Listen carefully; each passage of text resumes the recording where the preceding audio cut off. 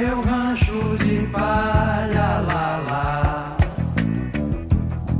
meu campo de malha, lá, lá, um rosto na talha, lá, lá, e a chuva na calha, lá, lá,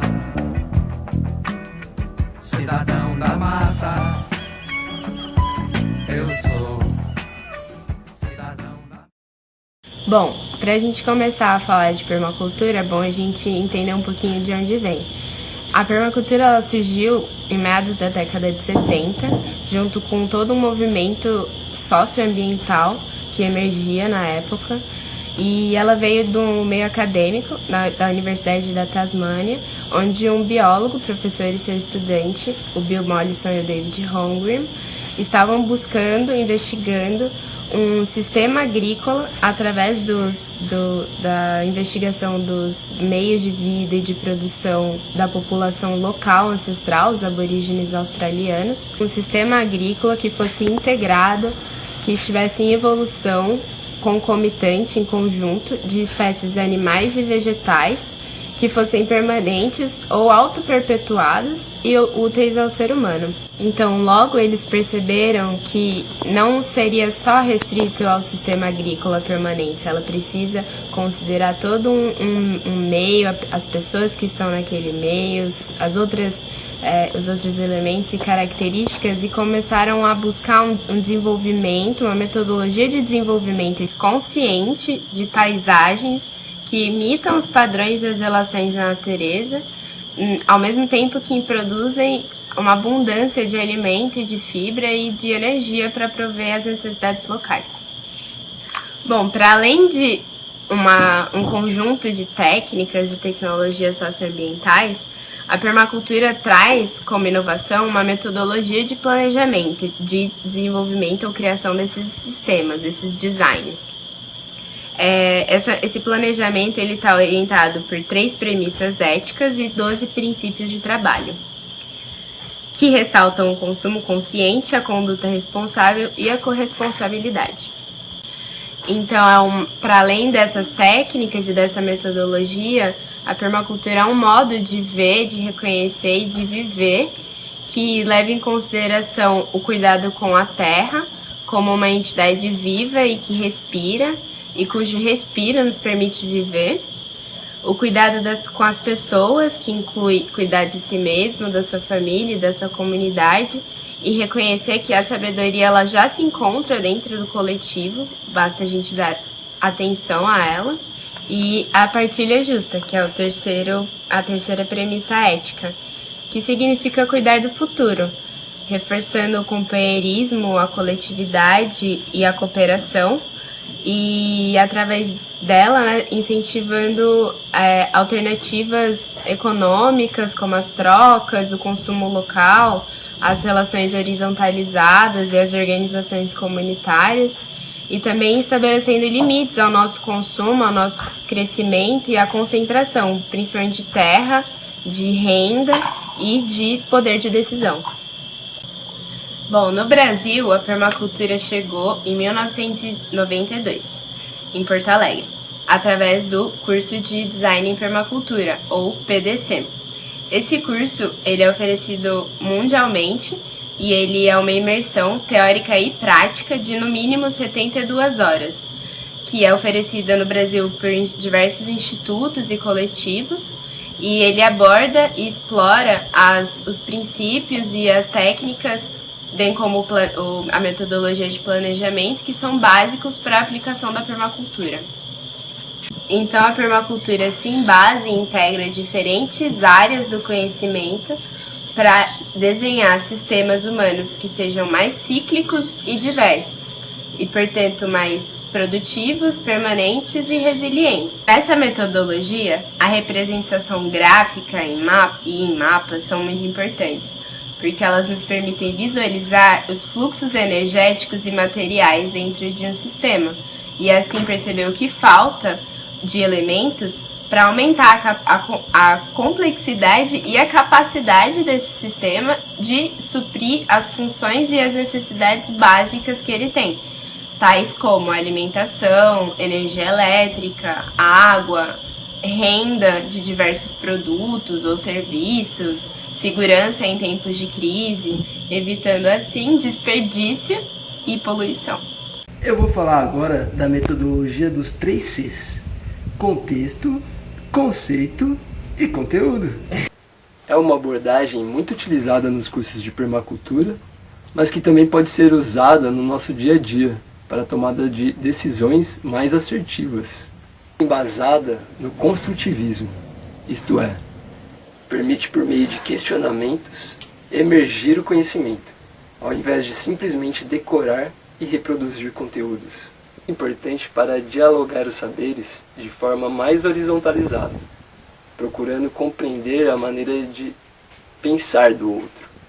Podemos representá-lo por um diagrama, onde o que está fora engloba o que está dentro. São 3 passos que seguem uma sequência lógica.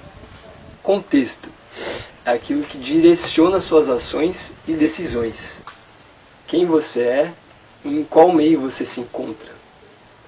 Quem são os sujeitos envolvidos? O que o ambiente lhe oferece? Já o conceito está ligado aos princípios éticos que você vai seguir. Por que fazer dessa ou de outra forma? Qual a ideia fundamental por trás? E por fim, o conteúdo, que está ligado à técnica que você vai utilizar, as ferramentas necessárias para promover aquela ação. Como exemplo, podemos utilizar a construção de uma casa. Vamos supor que a gente faria uma casa aqui nesse ambiente, na Amazônia, né? Então, como contexto, qual que é esse ambiente? Como que é o regime de chuvas aqui? Quem que vai habitar essa casa? Quais são as pessoas que moram ao redor? Esse é o contexto. Já o conceito. Que tipo de casa eu quero construir? Eu quero uma casa ecológica? Ou quero uma casa convencional, de alvenaria? Já o conteúdo seria, por exemplo, se eu quero fazer uma casa ecológica. O que eu vou utilizar? Vai ser de hiperadobe, vai ser de taipa de pilão, de pau a pique, que vai depender, é lógico, desses que vieram antes. O conceito e o contexto. Bom, na metodologia de planejamento de designs permaculturais, o primeiro passo que a gente realiza é simplesmente escutar, prestar atenção. É a leitura da paisagem. Então a gente tem que se dedicar a simplesmente, por um tempo, absorver o máximo de informações que é possível com todos os nossos sentidos daquele espaço, daquele local, as relações que já existem entre os elementos que estão ali e simplesmente contemplar, observar, escutar, compreender. Na segunda etapa da metodologia de design, a gente faz a análise dos elementos. Nesta análise a gente vai compor um quadro com todos os elementos de um determinado espaço. Por exemplo, aqui a gente tem o círculo de bananeira sendo um elemento. Poderíamos colocar a captação de água dos tetos como um segundo elemento. A casa como o nosso terceiro elemento. E o galinheiro como um quarto elemento. Giracirei, luz ou permanecerei pó. Se encontrarei Deus ou permanecerei só. Se ainda Após o listado dos elementos, vamos analisá-los. Então, separamos por características intrínsecas, necessidades e produtos de cada elemento. Pensando no elemento horta, quais seriam as características intrínsecas desta horta aqui? A gente observa que ela tem um solo, e este solo abriga micro-organismos e macro-organismos que vão se relacionar e interagir com as raízes. Ela tem uma cobertura vegetal, ela tem as plantas que a gente plantou aqui ou semeou, que vão produzir alimentos para nós. Ela tem os tutores que a gente colocou aqui para tutorar o crescimento do tomate, conduzir esse crescimento. Então essas são algumas das características que essa horta tem. E quais seriam as necessidades da horta, das plantas que estão aqui?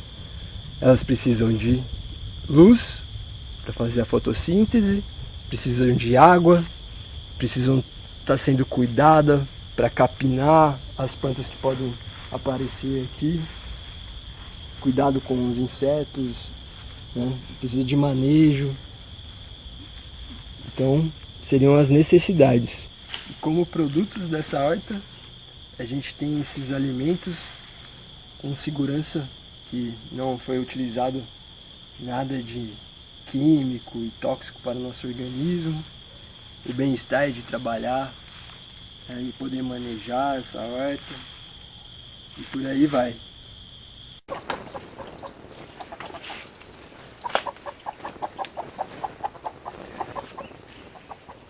É importante pensar que num organismo rural, agrícola, cada elemento deve cumprir mais de uma função. Então aqui no galinheiro a gente tem a galinha, que faz, ela, além de botar os ovos pra gente, ela produz o esterco que a gente retira aqui para fazer nosso substrato e adubar os canteiros.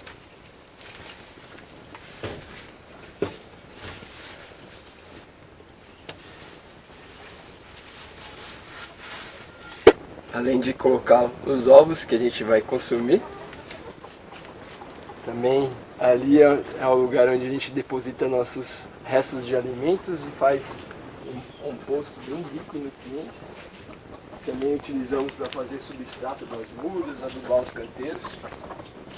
Então a gente vai jogando aqui, coloca resto de palha, de folhas, esse material que a gente chama de biomassa, e joga aqui os restos de alimento também.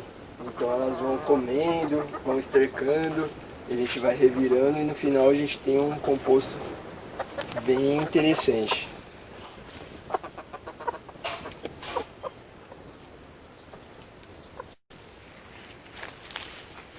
Uma outra função que a galinha cumpre aqui no Instituto é nos ajudar a revolver os canteiros. Aqui a gente construiu um tratorito, que é um canteiro que a gente vai plantar agora, então ela vai fazer o primeiro trabalho de revolver, comer alguns insetos que tem, algumas lagartas que podem ser problema pra gente, além de estercar e revirar essa terra. Vamos passear!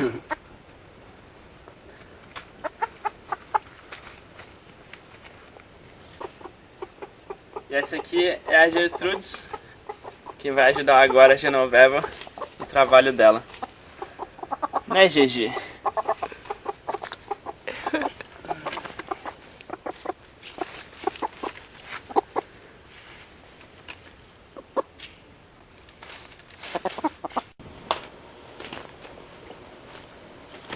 Bom, com a nossa leitura da paisagem, a gente pode observar os elementos internos, como o Igor falou, e analisá-los, e também observar os elementos externos. Os elementos internos, eles são aqueles que a gente pode modificar, que a gente pode alterar, colocar ele em outro lugar, ou mudar o fluxo que está acontecendo ali. Os elementos externos, a gente não consegue alterar. O que a gente faz? A gente observa, a gente anota quais são esses elementos, como o sol, aonde que o sol nasce, aonde que o sol se põe, aonde que é o norte, o sul, o leste, aonde que ele passa no céu durante o verão ou durante o inverno. E dependendo da região que você está, essas posições são diferentes.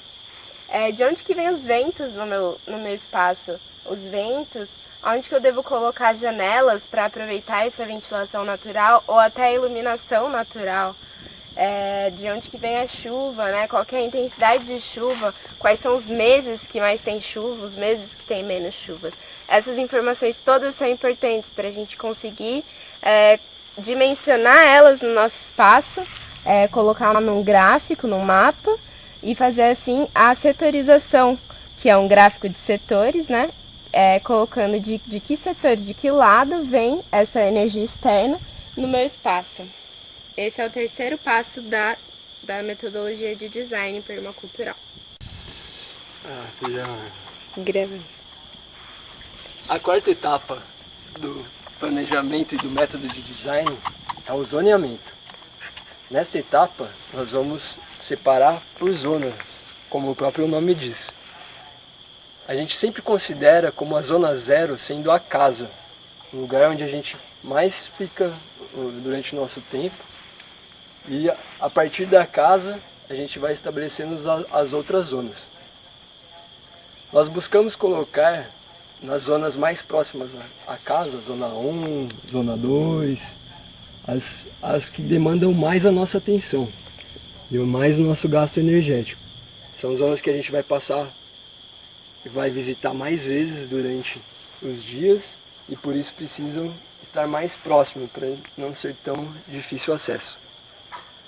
Aí as zonas mais distantes são as zonas que a gente não precisa visitar tanto, que não precisam de nossa atenção. Então,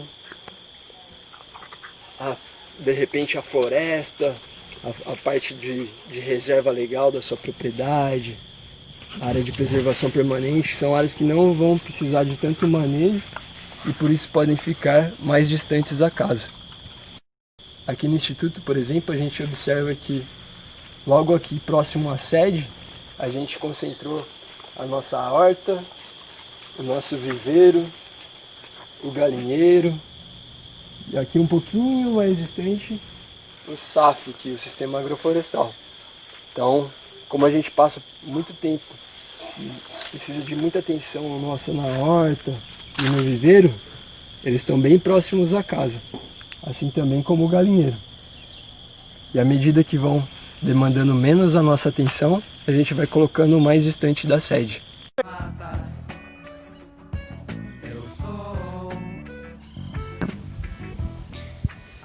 O Instituto de Sana é um instituto que foi pensado para ser um centro de referência de permacultura aqui no Amazonas, com a ideia de mostrar um pouco mais da permacultura para as pessoas que vivem aqui, facilitar cursos, facilitar aulas, um espaço educacional.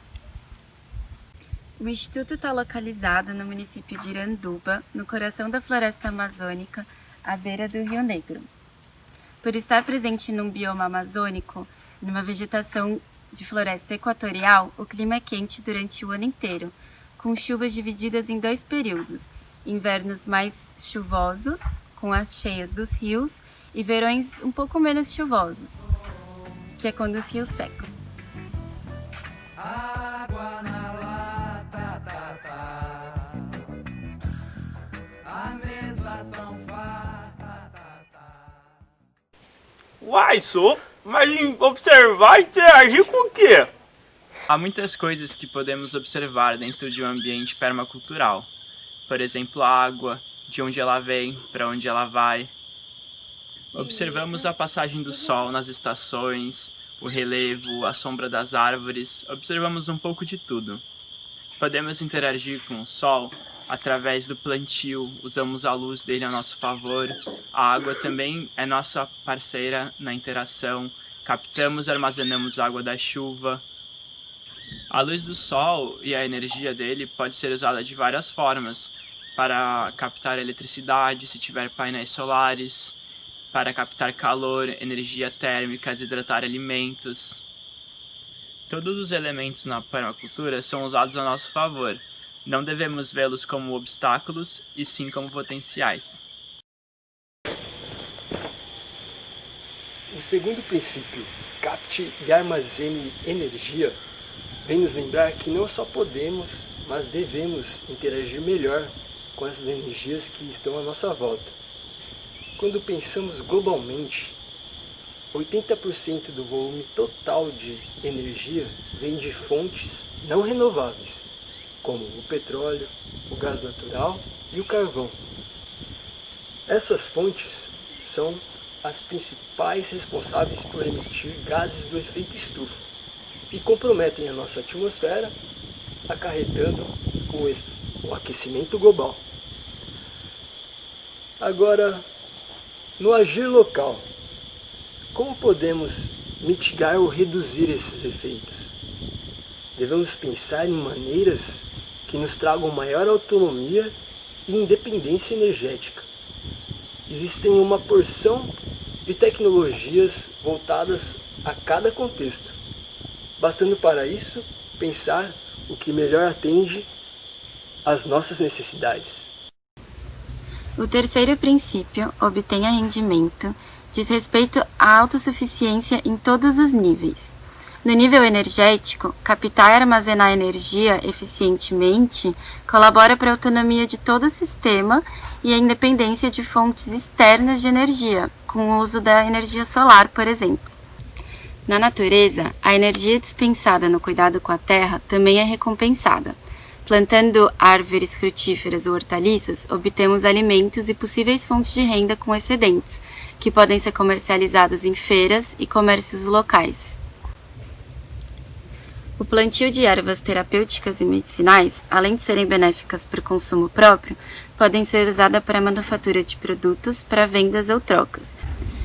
Misturando matéria orgânica fresca com matéria orgânica seca, obtemos um ótimo adubo para o plantio. Aqui no Instituto, podemos fazer um espaço educacional através da facilitação de cursos, vivências e oficinas, além de fomentar uma nova forma de turismo consciente e sustentável. Quarto princípio: pratique a autorregulação e aceite os retornos. Este princípio traz a importância do diálogo e da escuta, ativa e atenta. Nós crescemos, vivemos e conhecemos o mundo em comunidade. Então temos que reconhecer que participamos de uma inteligência que é coletiva. Praticar a autoexpressão e observar atentamente os retornos permite que cheguemos a soluções para problemas difíceis e complexos e também ao melhor funcionamento de grupos e coletivos. O que acontece quando falamos a verdade para nós? O que é preciso para realmente escutar? Como aprender o respeito na prática? O que acontece se suspendermos nossas certezas em lugar das curiosidades? Seja através de acordos, de conversas sinceras, de avaliações dos produtos e serviços, de alinhamento das expectativas do grupo ou da divisão de responsabilidades e tarefas. O diálogo deve ter centro e não lados, para que todos sejam contemplados. O quinto princípio da permacultura é use e valorize os recursos renováveis. Valorizar os recursos é saber usá-los de forma inteligente. Muitos recursos da natureza são renováveis, por exemplo, os animais, as plantas, as folhas que caem das plantas. Cada folhinha pode ser usada para fazer tetos, para servir como cobertura no seu solo.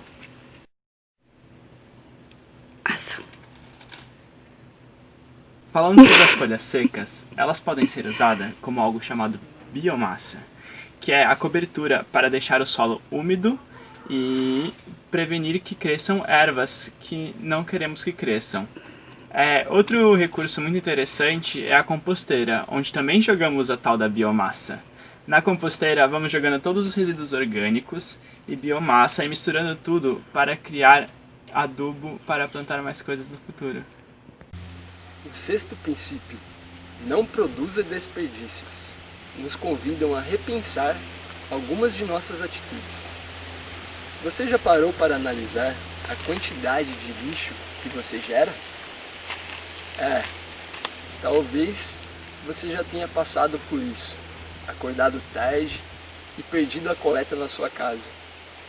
Ou simplesmente ter esquecido de pôr o lixo para fora. Não, aposto que se aconteceu isso, não demorou muito para você sentir um pouco do problema que esse lixo pode trazer ao ambiente.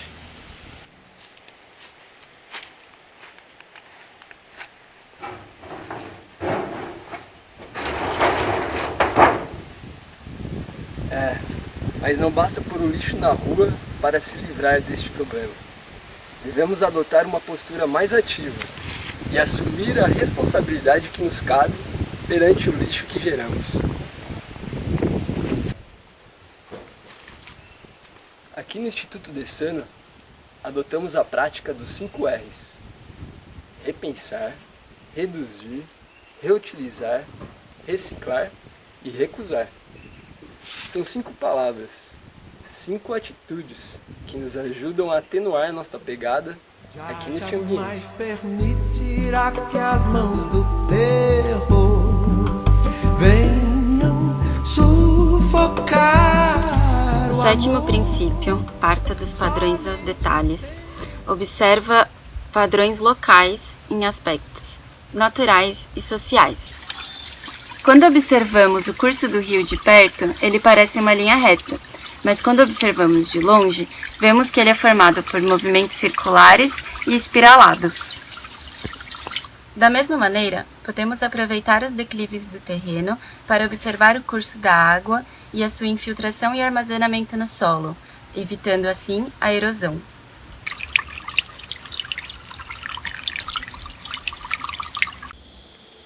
Na nossa história, somos marcados pela segregação e incentivados pela lógica da competição.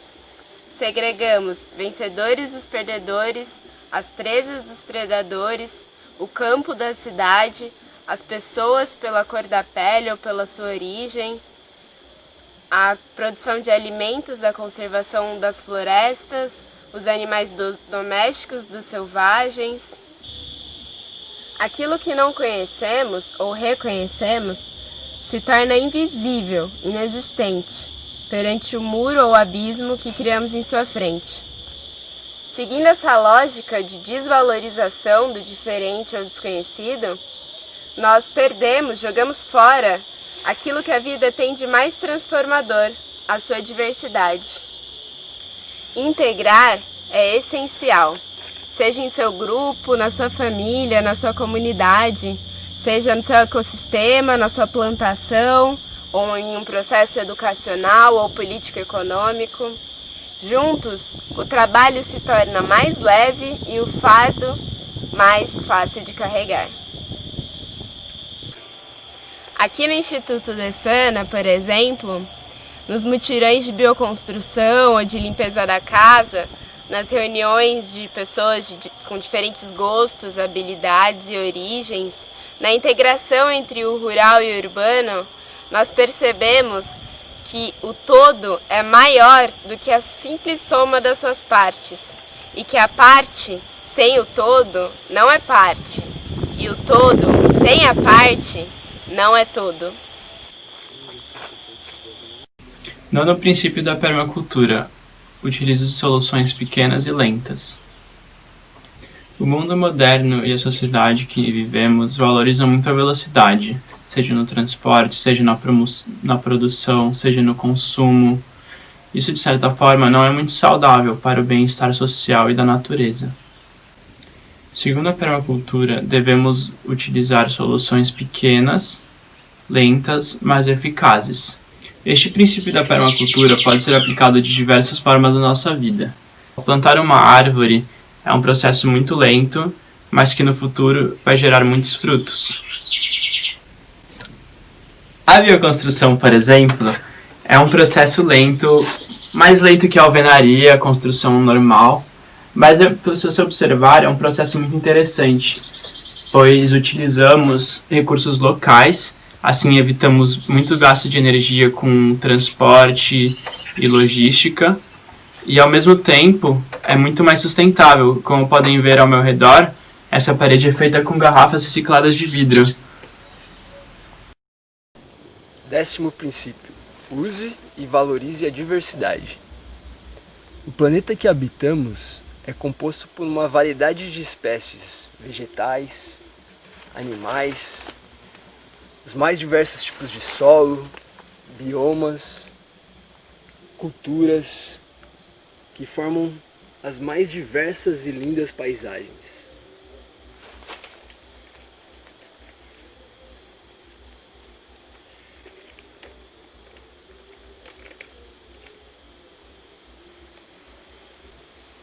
Essa regra básica da natureza é o que traz resiliência aos sistemas, ou seja, sua capacidade de se recuperar após um período de estresse.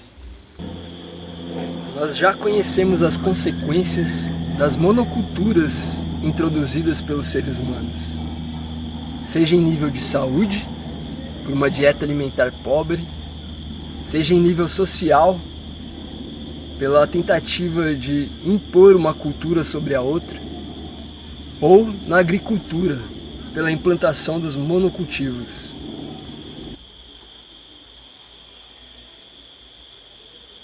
Essas uniformidades trazem consigo vulnerabilidade e perda de resiliência.